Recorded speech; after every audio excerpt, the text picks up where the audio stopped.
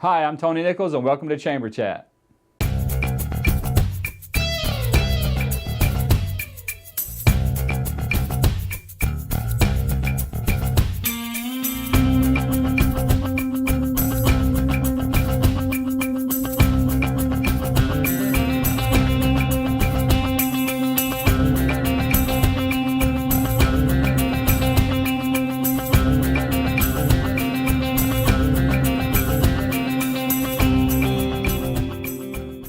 Hi, I'm Tony Nichols, and welcome to this edition of Chamber Chat, a program put together by the Salisbury Area Chamber of Commerce to keep you informed on what's going on in your chamber and in your community. Joining us now is Amy Luppens, our very own Assistant Director for our local United Way chapter. But you're not here to talk about United Way today. Not today. What do you want to talk about? I'm wearing my Rotary hat today. Oh, well, and there's a bit of irony. A nonprofit organization stepping over and been active in a nonprofit organization. I can't think of a better picture of what that world looks like. Mm-hmm. So very cool. What have you got to say about the Rotary? Well, we've got a lot of good stuff going on with Rotary these days. As always. I am the president of the Salisbury Sunrise Rotary Club, which meets in the morning, and there's also a lunchtime club, the Wicomico Rotary, mm-hmm. and then of course the evening club that's been around for about 100 years now, I think, wow. And that they meet, as you know, in the evening. Mm-hmm. And so the three clubs, Rotary in general, is basically just groups of volunteers that get together to try to make a difference in the community. And one thing that the three clubs here in Salisbury have always wanted to do is a large-scale community project, which is what I'm here to talk about today. Okay. So the three Rotaries, one is 100 years old or approaching? They've been around for a long time. So I think they're celebrating their 100-year anniversary. The other two, yours and the other, ours has been around since the early 90s, and I'm not exactly sure how long the Lunchtime Club's been around. I know it's been a while. Well, we're the babies of the group. So everyone's heard of the Rotary, and everyone mm-hmm. has seen the commercials or heard the commercials on the radio. Who can be a Rotarian? Who can get involved? Because a lot of times you'll hear something and you'll wonder, well, that's just a special group of people. And in a way, it is a special group of people, but not status-wise. Right. Well, Rotary is known for being made up of a very diverse group of people. Mm-hmm. So we take people of all backgrounds. The one common element is that everyone in our club wants to give back in some way or another. So if you're willing to roll up your sleeves and get involved, then come on out to a meeting. We can put you to work. That's and back to the nonprofit theme. Never heard that the opposing view of the nonprofit saying, "Oh, we've got enough help." Right. No, never enough help. Always take help. Flags for Heroes. Mm-hmm. That's is this the first attempt at all Rotary clubs coming together and working together on the project? No, we've worked together on lots of things, but we wanted to do something in the community that both highlights Rotary in general, mm-hmm. so people can see this project going on and say, that's something Rotary's doing, gotcha. But also something that will be meaningful and have a large impact. So Flags for Heroes is it's an event or a project that has happened in other communities. It's been done by other Rotaries, but this is our first time doing it here in Wicomico County. Okay, so we get the flag element. So what is the event or what's going to happen with Flags for Heroes? The week before Memorial Day and the week after Memorial Day, so for a 2-week span, we will have 500 flags, American flags. Mm-hmm. They're going to be 3 feet by 5 feet. They will be on display on the corner of Hobbs Road and Route 50 over by the Shorebird Stadium. 3 feet by 5 feet, 500. Yes, that's 500 large flags. Wow.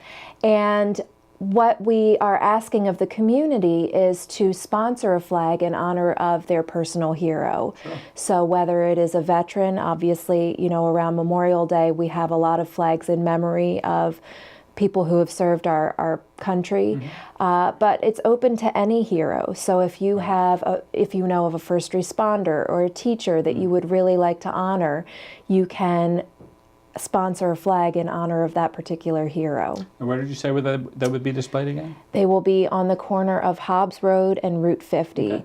So there's actually a street off to the side there, Sure. and people can pull over. I think it's John Deere Drive. That's exactly what it is, yes. And people can pull over and get out and walk around the flags and sort of reflect on their own personal heroes and just the spectacle of the flags itself. How long would they be displayed? 2 weeks. 2 weeks. That's going to be a spectacle for sure. Right, and especially, you know, with all the traffic heading to the beach that particular weekend, Memorial Weekend, Sure. lots of people forget what Memorial Day is all about. They think, oh, let's get down to the beach, and we want people to stop and think when they're on the way. Right.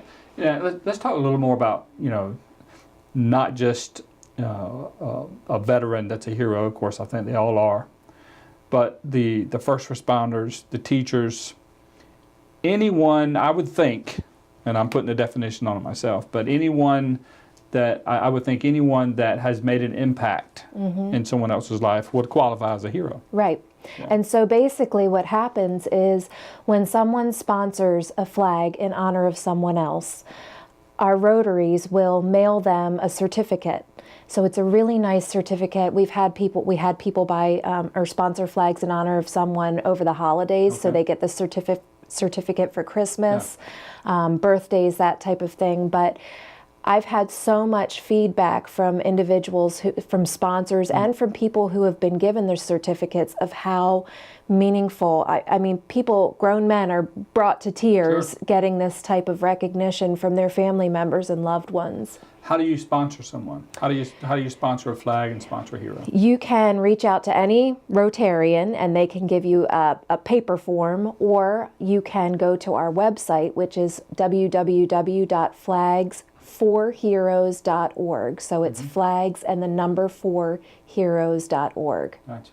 So there have to be some big supporters in the community. Oh, There has to be some wind behind this. So who are some of your big supporters in the community? We've had such positive feedback and support. We have several corporate sponsors, and then the Community Foundation, the Henson Foundation, Chop Tank Trust. That's just to name a few, but we've been getting so much support and positive feedback from this program in general. And I have to mention that all of the proceeds from this go towards Operation We Care, which is a wonderful program for veterans, for active military. Sure. And then if, however much we raise, the Rotaries in general do a lot of community projects, so we might use some of the funds for scholarships or for meals for individuals in need, that type of thing. Very good. Before we wrap things up, give us that website one more time so people can reach out. It is www.flags4heroes.org with the number 4. Very good. Amy Luppens with the United Way wearing her Rotarian hat today. Thank you for joining us on Chamber Chat. Thank you. We'd like to give you the opportunity now to take a look at the upcoming events with the Salisbury Area Chamber of Commerce.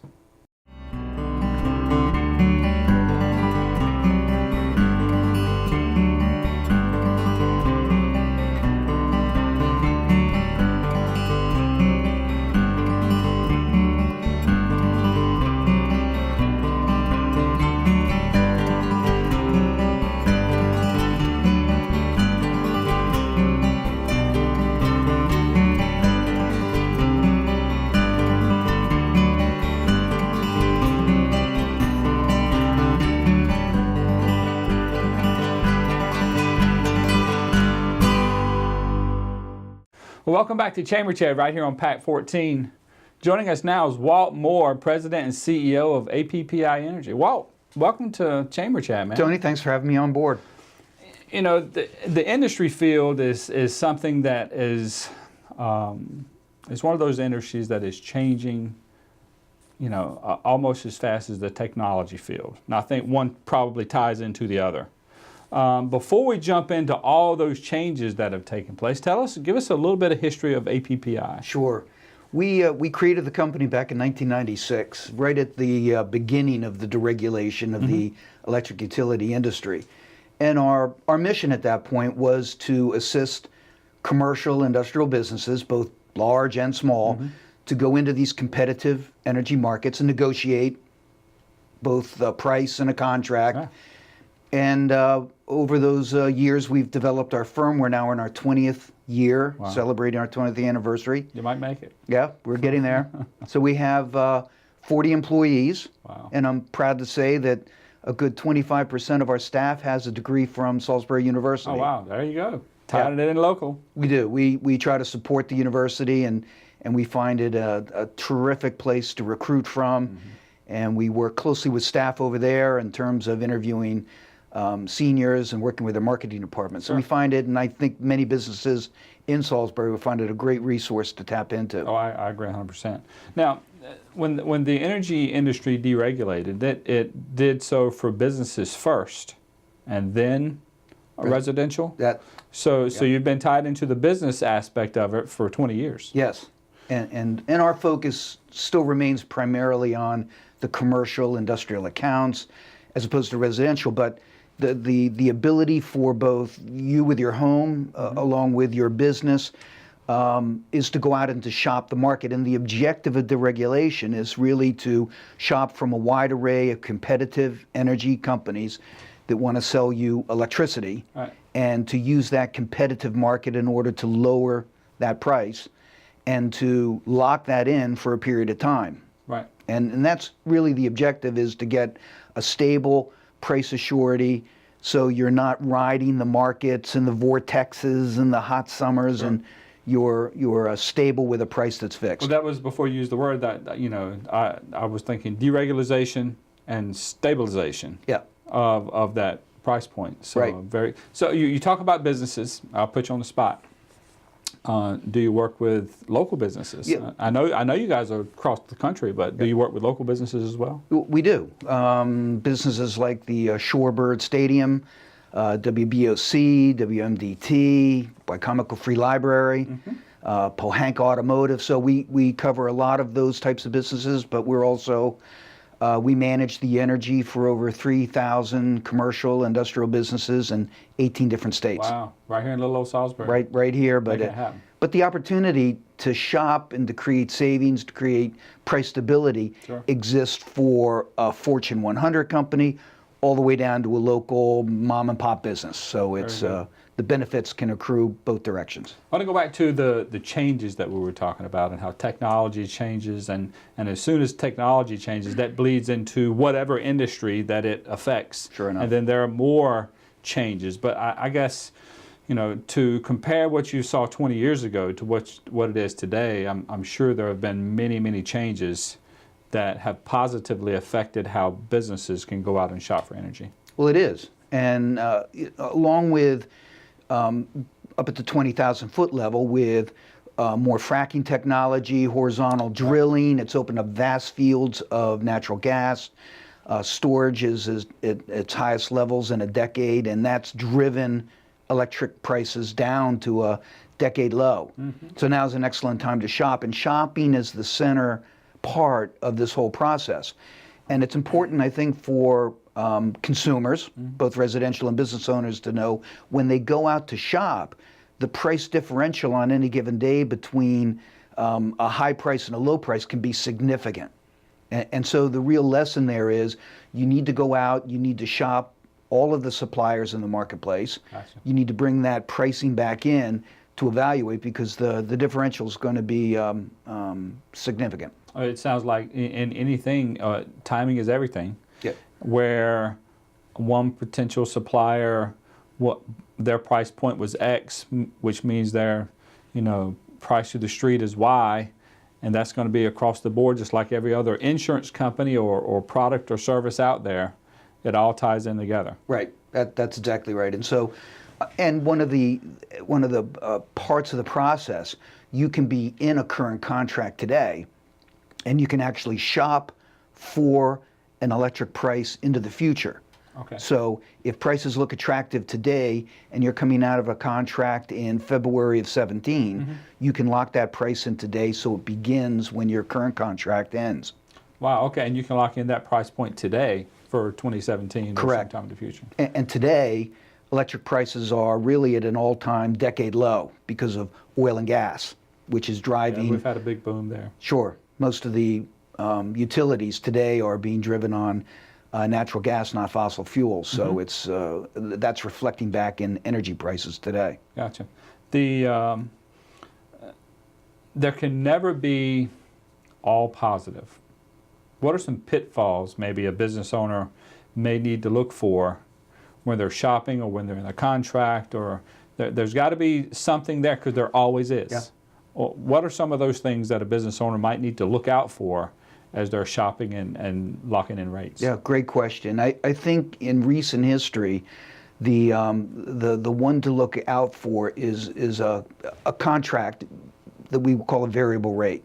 What we try to do with our clients is to put them into a fixed, firm contract and price. So the same thing like in the mortgage No, industry. The variable rate is Precisely going to right. bite you, and There. the fixed one gives some assurance. Right, Okay. and many people did get caught in the vortex, the cold winter 2 years ago, and Yeah. prices jumped up and the variable rate jumped up. So that's one of the things to look Okay. for, firm fixed price.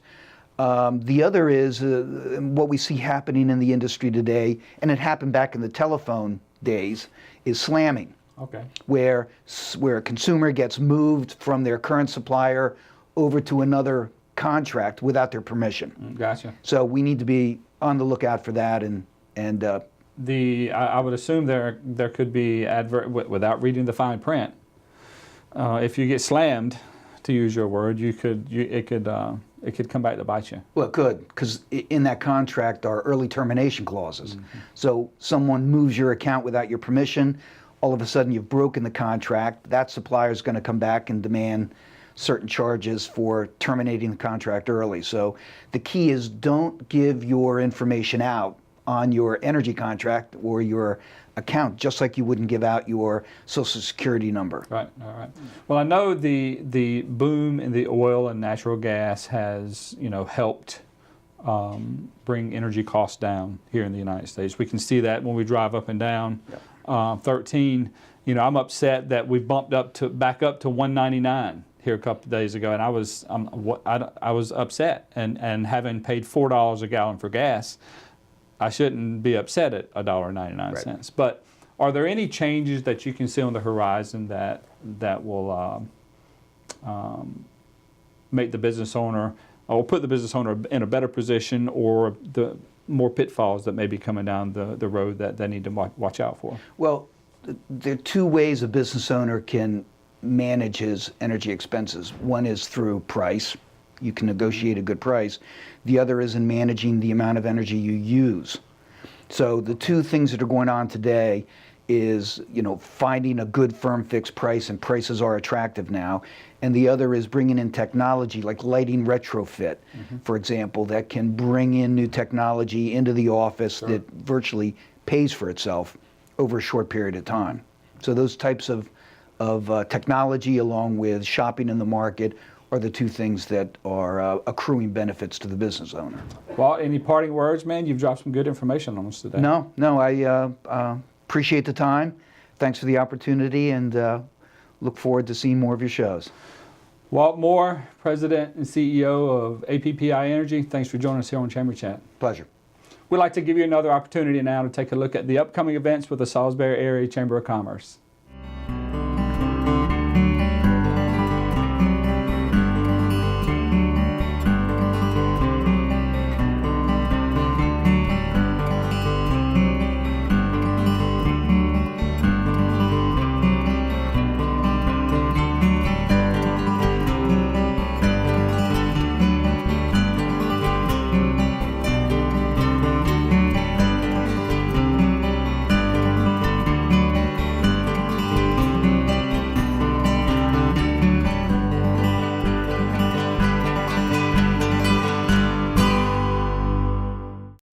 Welcome back to Chamber Chat right here on Pack 14. Joining us now is the Grand Poobah of Third Friday, Miss Jamie Heater. Welcome to Chamber Chat. Thanks for having me. How's it feel to be on this side of the camera? A little unusual. It's a bit of a swap. In my day job, I'm usually on the other side of the camera. Yeah. So if there may be 12 people in Wicomico County that don't know what Third Friday is. Maybe. But for those people and their relatives, Give us an overview of what Third Friday is. Third Friday is a once monthly outdoor street festival in downtown Salisbury from 5 to 8 p.m. And what Third Friday focuses on is local artists, crafters, and nonprofit organizations. They fill the streets, they set up tables, you can buy jewelry and handmade items, but it's also a time just to get together with local Salisburyans in our beautiful downtown space and just celebrate being in that environment. And I think people get a big kick out of it. I think you could have answered it in one word. You could have just said, it's awesome. That's 2 words. I have a shorter answer to that question because all Third Friday is a time and a place for, it's just a time and a place. It's a time and a place to get together in downtown Salisbury. How did this concept come up? It's not a new concept. Originally, when Connie Strott and Lee Whaley brought the Third Friday concept to Salisbury, they had seen it successfully done in other places. Like Snow Hill, for example, had one. I think Berlin may have had one at that point. And certainly this is, not a new concept to Maryland even. I mean, it's done across the country. As a lot of downtowns are starting to institute this concept, whether it's First Friday, Second Saturday, Third Thursday, you name it. But it's really smart. And as a marketing professional in the daytime, I think I immediately recognized the power behind that brand. Because when it comes to a lot of grassroots events, the organizers have to spend a lot of energy telling the community the who, what, when, where, why, when to show up, where it is, why to come, what the hours are. So something with like Third Friday, the name says it all. And once you brand that name, you don't necessarily have to carry the weight of all of that marketing pressure because people just begin to know the third Friday of every month there's something cool going on downtown. And what's fun is that, just walking around Third Friday, you can overhear some people who are very informed. They've obviously read the email and they know what's going on, and they or read the website and they have a little itinerary of things that they want to do. But other people are just kind of like, I wonder what's going on, just wandering around, seeing what's fun. And I think that both ways are an excellent way to explore Third Friday. I agree. They're themed. They are. Each Friday has a theme. They are. What can you tell us maybe what the themes are that are coming up this year, and maybe also tie in what some of the most popular themes have been over the years? Yes, we have released our themes for the year. We have our theme artwork released recently. And if you'd like some of these for your business, you can pick up rack cards or posters at the Chamber of Commerce. But this year, we only have a few new themes. We have a lot of popular themes that we repeat each year. But this year, our first theme, April 15th, is kind of a new one. It's Planet Earth. It's kind of a redo of our flora and fauna theme from last year. There will be baby goats again during Planet Earth, and a lot of other growers and naturalists and environmental organizations. We follow that with May 20th with Urban Artscapes, which is a theme we do every year. That theme allows us to talk about architecture, cityscapes, as well as public art and urban art. And we have a great time every year with that theme. In June, it's Paw Prints, which is our very popular dog month theme. We've never not had a dog month, but this year we're actually moving it up a little bit in the season. Instead of August for the dog days of summer, this year we're doing it in June. It's going to be a little bit cooler. We think it'll be a little bit easier for people to bring their pups out. In July, we have Wild Card, which is a new theme, and it's basically just kind of anything goes. It's a wild card. There's going to be some surprises, a lot of interesting, crazy things that you've never seen at Third Friday before. That'll go down in July. And July, a lot at Third Friday. we're going to try to outdo ourselves. And July is also our 7th birthday, which is an interesting milestone. Can't believe it's been that long. In August, we are doing our Wheels theme again. We do Wheels every year, and it's been a fabulous success, especially with the Tony Weig Skate Deck Art Show that has been such a fantastic fundraiser for the local skate park. So we're really tying in with that theme, and we're going to carry that on again. Anything with wheels, from skateboards, roller skates, bikes, cars, trucks, you name it. In September, we have a new theme, Mad Science, that we haven't done in a few years. We're rotating that one back in. It's our chance to bring rocket scientists and fun experiments and things back to the plaza. And then we close out the season with our 2 fabulous favorites, which is Comic-Con in October and then a Holiday Bazaar in November for holiday shopping. If you had to pick the one theme that over the years has been the most successful, which one would it be? Oh, if you ask members of my team, I think everybody has a different answer to that question because we all have our favorites. I think Comic-Con is always that was the one I was wildly thinking of. successful. My favorite is always Urban Artscapes, but I think that's just because that's what I'm into. Right, and of right. course, any excuse to have baby goats is it's hard not to vote for. There you go. I'll go along with that. Now, you talked about the vendors earlier that set up on the plaza there. How do you become a vendor, and who can become a vendor? Yeah, that's a good question. It's very easy to apply to become a vendor. There's no charge to set up, but you do have to register. Okay. In order to register, all you have to do is send Third Friday an email or register online. We have an online registration form, which really all you have to do is send us your name, your contact information, and a description of what you're hoping to set up. But at this time, we only approve registrations for local artists, crafters, and nonprofit organizations. So if you made it, you're in. If you're a local nonprofit, you're in. There's very few restrictions on what you can bring. Right. However, it's not a trade show. It's not for independent consultancies. It's not for outside downtown local businesses to come and set up a Right. booth. Not that we don't necessarily support them. It's just it helps us keep our mission to be an art event Sure. pure. But generally speaking, if you made it, you're good to go. Nice, very cool. So the themes really tie in. What are some of the do you have challenges with needing help? I know there's a core group of people that really put their heart and soul into Third Friday, but are there hands and feet needed from time to time to help get things done? Yeah, from time to time, especially, setting up from the hours from 3 to 5. If you're available on Third Fridays, we'd love to see some extra bodies floating around and with breakdown. But really one of the biggest helps for us is for local groups and local, businesses or nonprofit organizations to take a look at our themes and get creative with us. And if your group has an awesome idea of something that you could do for planet Earth, let's say, put it together. And, it helps us promote our themes, and it helps us provide a wider offering to the people that are there, all while promoting your business. Right. So we always, for example, Tony Weig with the Skate Deck Art Show. Right. He's just a downtown business who has taken a theme and gone above and beyond and kind of turned it into its own phenomenon. And a lot of nonprofits do the same. The way I see that is, and I've heard it mentioned so many times, it's just a time and a place.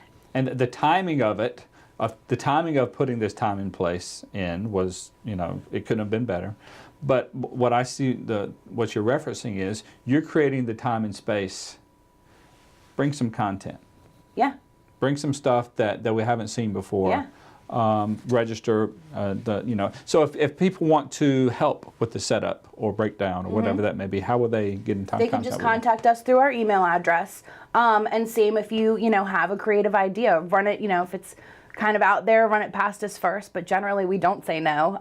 We love, we don't have all the ideas in the world, so we love other people's ideas and just help and bring us content. It really is, the whole concept of Third Friday is a marketing co-op, and we encourage people, whether you're an artist or a nonprofit, to look at it as such. It is a marketing opportunity for you. It's an opportunity to make a splash for awareness, to go big, and you don't have to follow these themes. They're just a guideline, but we've found that they help kind of spur people's creativity. All right, throw the website out there before we shut down. thirdfridaysby.com. That's the number, or the letter number 3, RD, Friday, all the way spelled out, SBY for Salisbury.com. So 3RD, FRIDAY, SBY.com.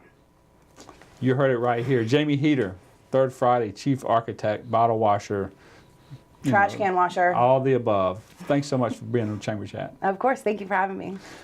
We'd like to thank you for joining us on this edition of Chamber Chat. And as always, if you missed part of this edition or you'd like to view previous editions, we'd encourage you to visit Pat 14's website or the Chamber of Commerce's website to view previous editions. That's about all the time we have for this edition of Chamber Chat. My name's Tony Nichols, your host, encouraging you to make a difference.